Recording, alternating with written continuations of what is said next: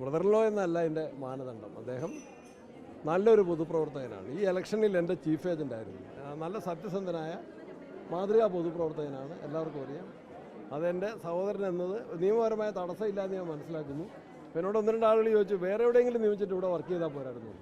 അത്തരത്തിലുള്ള കാപട്യത്തിന് ഞാൻ നിന്നിട്ടില്ല. വന്നവരെയൊക്കെ എൻ്റെ സഹോദരി ഭർത്താവാണെന്ന് പരിചയപ്പെടുത്തിക്കൊണ്ട് തന്നെയാണ് ആ നിയമനം നടത്തിയിട്ടുള്ളത്. വിവിധ പരിപാടികളിൽ ആരോഗ്യമന്ത്രിയും ഞങ്ങളെല്ലാവരും പങ്കെടുത്തു. രാവിലെ IMAയുടെ നേതൃത്വത്തിലൊരു പ്രോഗ്രാം ഉണ്ടായിരുന്നു. ആരോഗ്യമന്ത്രിയും ഞാനും പങ്കെടുത്തു. പിന്നീട് ദേവസ്വം ബോർഡിൻ്റെ നേതൃത്വത്തിൽ ആരോഗ്യമന്ത്രി പങ്കെടുത്ത പരിപാടി ഉണ്ടായിരുന്നു. ഇവിടെ എല്ലാവരും പങ്കെടുത്ത വളരെ മനോഹരമായ അർത്ഥവത്തായ പരിസ്ഥിതി ദിനാചരണം തിരുവനന്തപുരത്ത് സംഘടിപ്പിച്ചു. എല്ലാവരുടെയും സഹകരണത്തിന് നന്ദി. ഈ ദിനത്തിൻ്റെ എല്ലാ മംഗളങ്ങളും മലയാളികൾക്ക്, ലോകത്തെമ്പാടുമുള്ള മലയാളികൾക്ക് ആശംസിക്കുക. അതാണ് ഇന്ന് മെയിനായിട്ട് നമ്മൾ ചിന്തിക്കേണ്ട ഒരു കാര്യം. അത് അടുത്ത കൊല്ലം അതേ കുഴിയിൽ തന്നെ നടാൻ ഇടവരുന്നത്. പരിപാലിക്കാനുള്ള പരിപാടി കൂടി വേണം.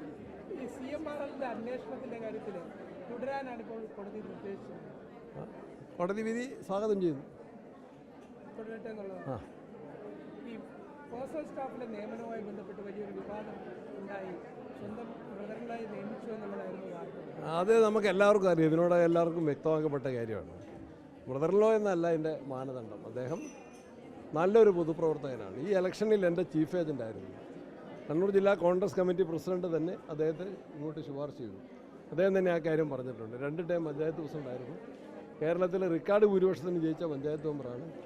അവിടുത്തെ എല്ലാ പാർട്ടിക്കാരും ഉൾക്കൊള്ളുന്ന കോളേജ് കമ്മിറ്റിയുടെ സെക്രട്ടറിയാണ്, പാർട്ടി സെക്രട്ടറിയാണ്.